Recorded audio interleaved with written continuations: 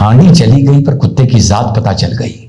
भाजपा ने ये किया है। तो साथियों, कल क्या बात हुई थी? कल ये बात हुई थी, विश्लेषण किया गया था कि क्या क्या कारण थे जो नीतीश कुमार ने पलटी मारी और वापस जाके एक बार भाजपा की गोद में बैठ गए हैं। शुरुआत कहां से हुई थी, या मेरी बाईं आंख कहां फड़फड़ाई थी? वो वहां फड़फड़ाई थी जहां G20 में बड़ा सम्मान देके आउट ऑफ द वे बिल्कुल फ्रेम में नीतीश कुमार को लाके मोदी जी से मिलवाया गया था और मोदी जी ने इनको बाइडेन से मिलवाया था। उसके बाद घटना आती है 13 जनवरी की, वो भी हम लोग चर्चा कर चुके हैं, जहां इनका कन्वीनर के लिए नाम प्रपोज हो रहा था और राहुल गांधी साहब ने उसमें अड़ंगा लगा दिया। उसके बाद जाके ये समीकरण बना कि इनको लगा कि भैया ऐसा है कि जिसको हरा नहीं सकते उसी की पार्टी, उसी की फौज में शामिल हो जाओ। इसलिए जब इन्होंने देखा कि इंडिया अलायंस की धज्जियां उड़ रही हैं, ना बंगाल में, ना पंजाब में, ना उत्तर प्रदेश में, उत्तर प्रदेश से याद आया जो कल मैंने बताया था, भैया गलती हो गई।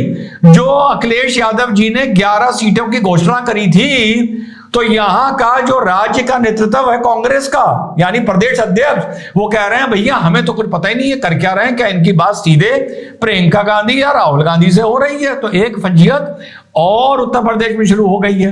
तो इतने कारण थे कि नीतीश को ये लगा कि भैया ऐसा है, if you can not defeat him join him. तो भैया उन्होंने ये पलटी मारी।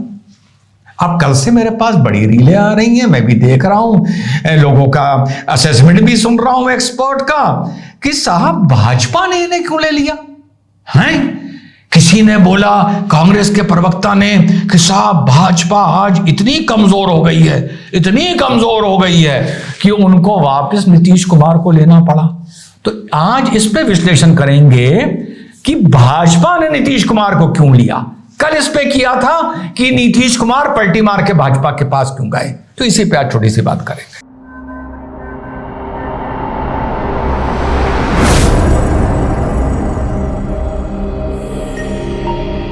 हेलो, नमस्कार, सत श्री अकाल, अस्सलाम वालेकुम, कैसे हैं जनाब। तो स्ट्रैटेजी भाजपा ने क्यों लिया, देखो बहुत सी ऐसी वीडियो चल रहे हैं, चैनल्स पर भी मैं देख रहा था कि अमित शाह बोल रहे हैं कि आप भूल जाइए कि कभी भी जाकर हम नीतीश के साथ अब नहीं होंगे।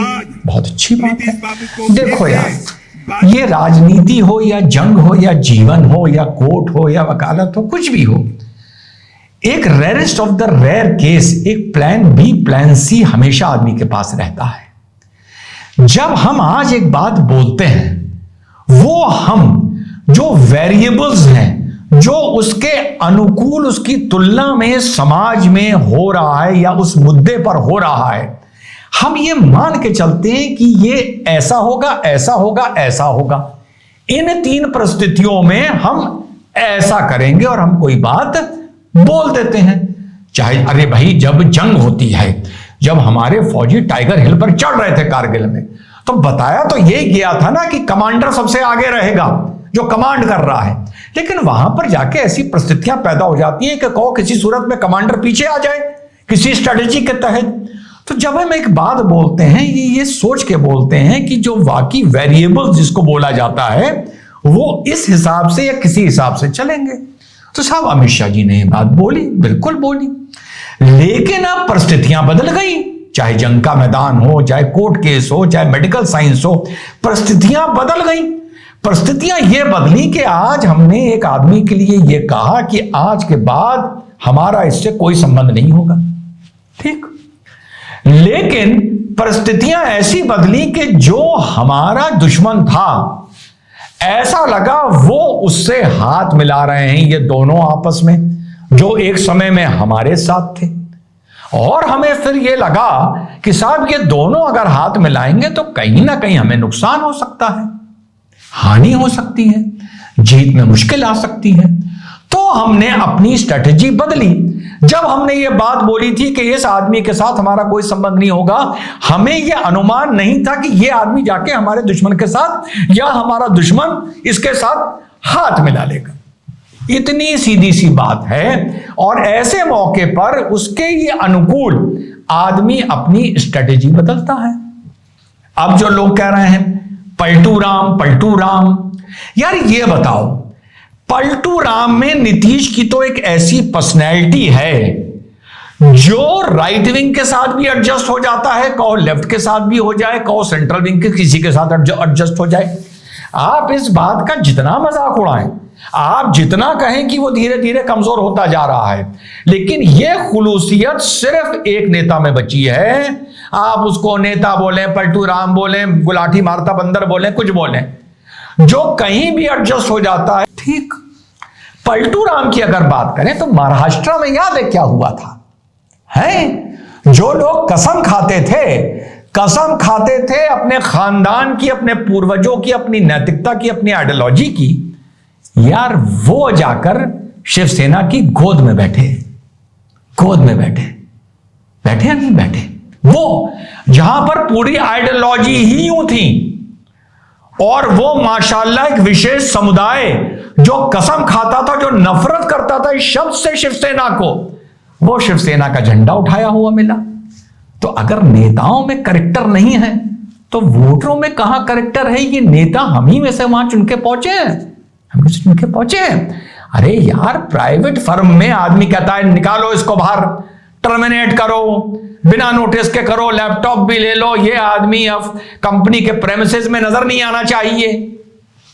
6 महीने बाद वही आदमी प्रमोशन पर और बढ़ी हुई तनख्वाह पर उसी कंपनी में काम कर रहा होता है, और जिसने उसको निकाला होता है, उसके ऊपर मैनेजमेंट ने उसको निकाल दिया होता है। देखा है ना? तो उनको तो आप पलटू राम नहीं कहते। हमारे यहां होता है कि यार इस आदमी से आप काम नहीं कराएंगे, इस आदमी को साइड पे नहीं भेजेंगे, बिल्कुल कसम खा लो। जरूरत पड़ती है तो फिर उस आदमी को फोन करते हैं कि भैया आजा, साइड पे चला जा। वो भी कसम खा के गया होता है कि वो हमसे मतलब नहीं रखेगा। हम भी उसे फोन कर देते हैं, वो भी फोन उठा लेता है, वो भी साइड पर पहुंच जाता है, वो भी हमसे पैसा ले लेता है। तो क्या ये भी पलटू राम है? ये सोसाइटी, ये सिस्टम इसी तरह चलता है। हां, अगर नीतीश पर या किसी पर कोई घोर संगीन अपराध के मुकदमे हैं, संगीन भ्रष्टाचार के मुकदमे हैं, तो जो पार्टी नैतिकता की बात करती है उसको उसके साथ हाथ नहीं मिलाना चाहिए।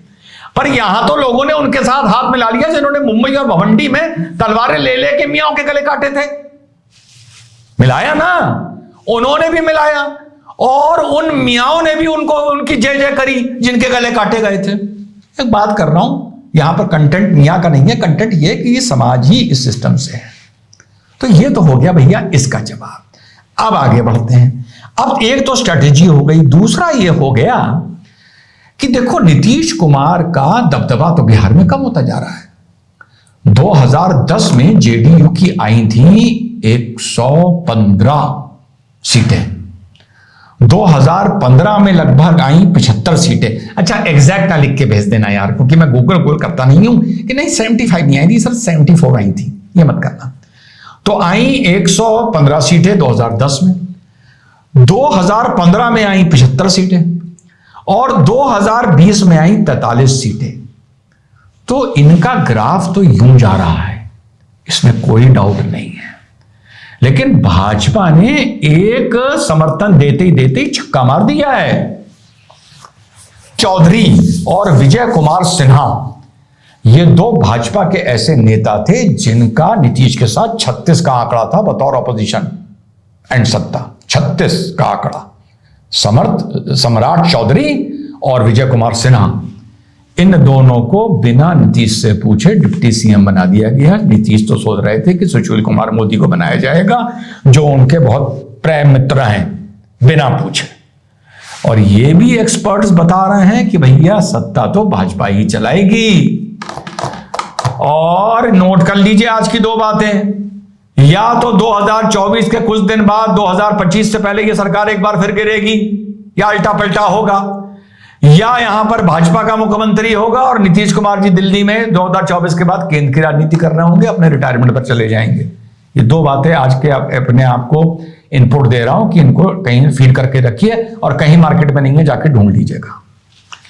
अब जो मेन कारण है, मेन कारण फिर बात कर खत्म करूंगा, जो मोदी जी ने इनको अपने साथ आना अलाउ कर दिया। पहला तो वो स्ट्रेटेजी का है कि तुम जब समीकरण बना रहे हो, तुम अपनी ताकत कर रहे हो, तो हमारा आदमी चला गया, हम उसको वापस ले आएंगे। और ओरिजिनली जो पलटू राम की बात कर रहे हैं, ओरिजिनली तो चाहे महाराष्ट्र हो चाहे बिहार हो यार, ओरिजिनली तो ये चुनाव जेडीयू और बीजेपी ही नहीं लड़ा था। ओरिजिनली तो महाराष्ट्र का चुनाव बीजेपी और शिवसेना ही ने लड़ा था। तो कल जो कुछ लोग बोल रहे थे कि ये नीतीश कुमार और बीजेपी बिहार की जनता को धोखा दिया है, ये बिहार की जनता को क्या जवाब देंगे?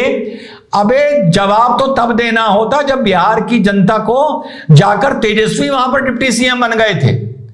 जो वोट पड़ा था बिहार में वो बीजेपी और जेडीयू अलायंस के लिए पड़ा था, वो अलायंस घूम के वापस आ गया है। तो इसमें जनता को जवाब नहीं देना होता। जनता को जवाब ये नहीं देना होता कि महाराष्ट्र में कल को शिवसेना और बीजेपी की जैसे अब गवर्नमेंट बन गई है, अब वो दूसरी वाली पार्टी शिवसेना हो गई है, उनकी तो शिवसेना नहीं रही, तो वो क्यों बनी है? जवाब ये देना होता है कि शिवसेना को एनसीपी और कांग्रेस ने क्यों समर्थन किया था।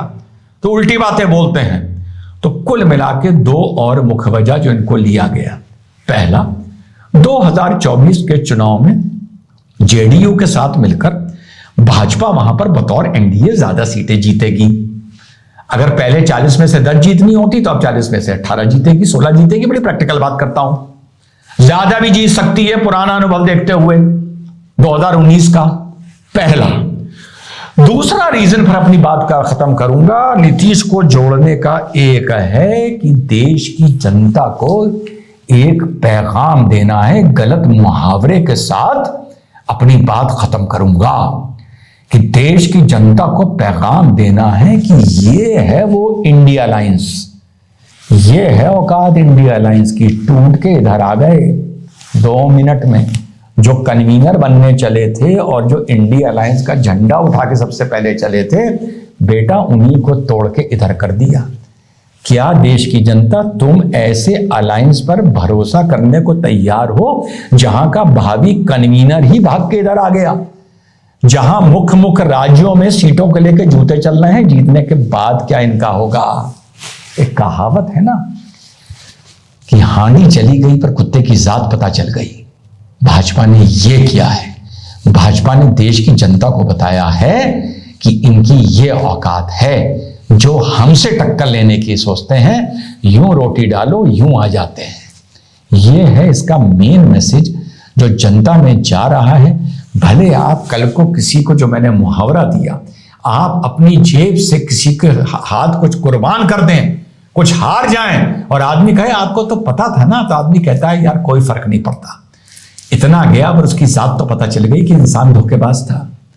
तो देश की जनता को एक तो है सीट जीतना ज्यादा से ज्यादा। अब पूरा देश चुनावी मोड में आ गया है, मैच शुरू हो गया है, बैटिंग शुरू हो गई है। और दूसरा कारण है देश की जनता को बताना कि इंडिया अलायंस की औकात क्या है, को अभी कुछ और भी टूट के आए।